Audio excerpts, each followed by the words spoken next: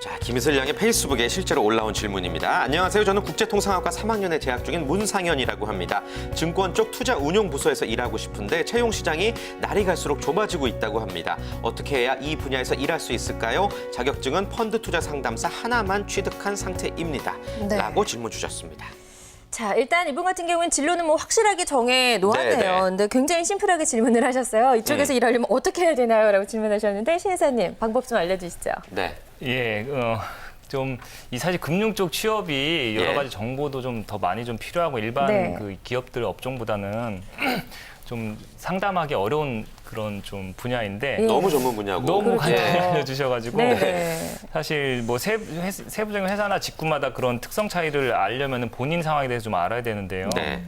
자격증 하나만 가지고 이렇게 상담해드린다는 건 참 좀 어렵네요.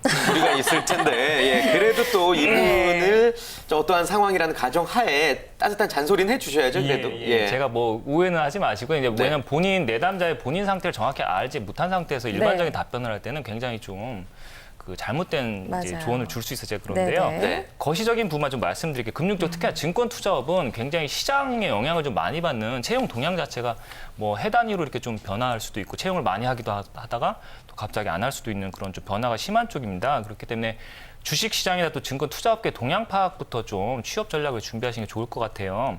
단기적으로 사실 뭐 최근 1, 2년 사이에 뭐 주식 시장 전망이 좋지 않고 네. 종합적인 뭐 주가 뭐 계속 뭐 좀 낮아지고 있다.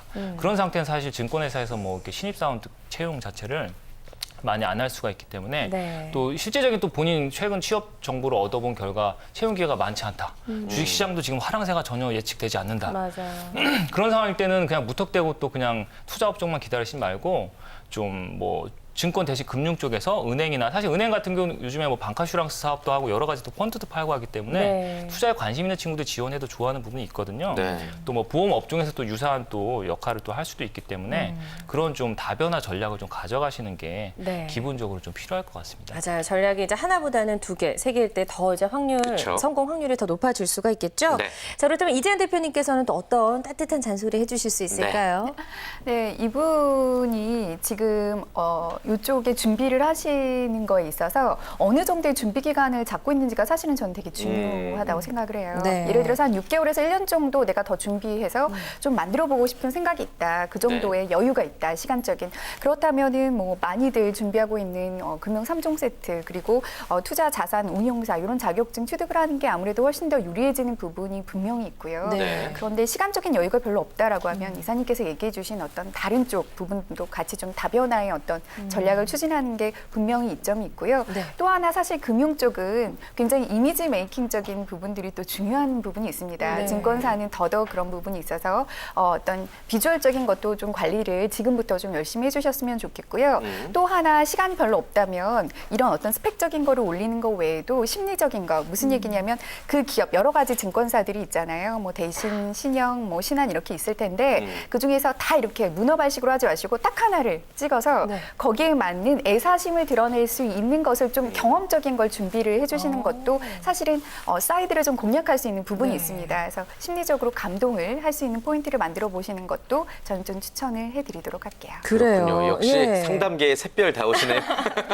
맞아요. 이제 네. 분명히 자신만의 스토리를 만들면 지금 말씀하신 대로 추가적으로도 점수를 좀 많이 올릴 수 있을 것 같다는 생각도 좀 들고요. 이제 두 분의 이야기를 어느 정도 종합을 해보니까 퍼즐이 좀 맞춰지는 것처럼 맞습니다. 대충 예. 로드맵이 그려지는 것 같다는 생각이 드는데요. 철수 씨는 같은 구직자 입장에서 어떤 이야기를 또 해주고 싶어요?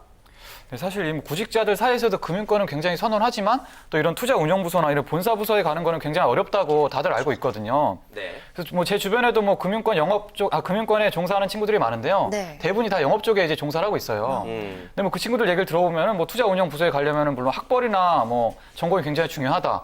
뭐 그게 아니라면은 뭐 기본적인 뭐 3종 세트를 딴다거나 아니면 뭐 CFP나 이런 추가적인 자격증이 있으면 조금 가산점이 된다라고 말을 들었어요. 네. 그렇군요. 예. 아무튼 뭐 어떠한 조건이 갖춰져야지만이 입사가 가능하다라는 진짜 잔소리였죠? 근데 뭐 잔소리라기보다는요. 예. 그게 뭐 일반적인 현실이라고 말씀드리고 싶고요. 네. 근데 진짜로 뭐 투자 운영 부서 가고 싶다라고 한다면 지금 이제 어떤 입사 단계에서 예. 너무 지나치게 투자 운영 부서에만 너무 몰빵하는 게 아니라 아니 뭐 집중하는 게 아니라 네. 올인이라고 정정할게요. 예. 올인하는 게 아니라 진짜 입사를 위해서 좀 영업적으로 좀 가능성을 넓히는 부분은 어떤가 하고 말씀드려보고 싶어요. 네. 사실 뭐 대부분의 기업들이 뭐 순환보직제를 운영하고 있으니까 특히 금융 쪽 같은 경우에는 굉장히 이게 순환보직이 잘 되어 있거든요. 그러니까 일단은 뭐 영업적으로 입사를 해서 나중에 뭐 그 관심을 놓치지 않는다면 네. 이 투자 운영 부서로 가지 않을까라는 저는 생각을 하고 있습니다. 그래요. 완전 예. 전문가네요, 진짜. 예. 자, 그래요. 이슬영 혹시 이 상담을 의뢰한 분 혹시 아는 분인가요? 아는 분은 아니고 처음 들어본 이름입니다. 그래요. 그렇군요. 예. 네네. 이분에게도 또 혹시 이슬양도 어떠한 예. 조언을 해줄 수 있다면 좋을 것 같은데요. 저 같은 경우는 네. 솔직히 경영학과를 나오기는 했지만 좀 금융권은 다소 생소한 부분이라 예. 죄송하지만 잘 모르겠어요.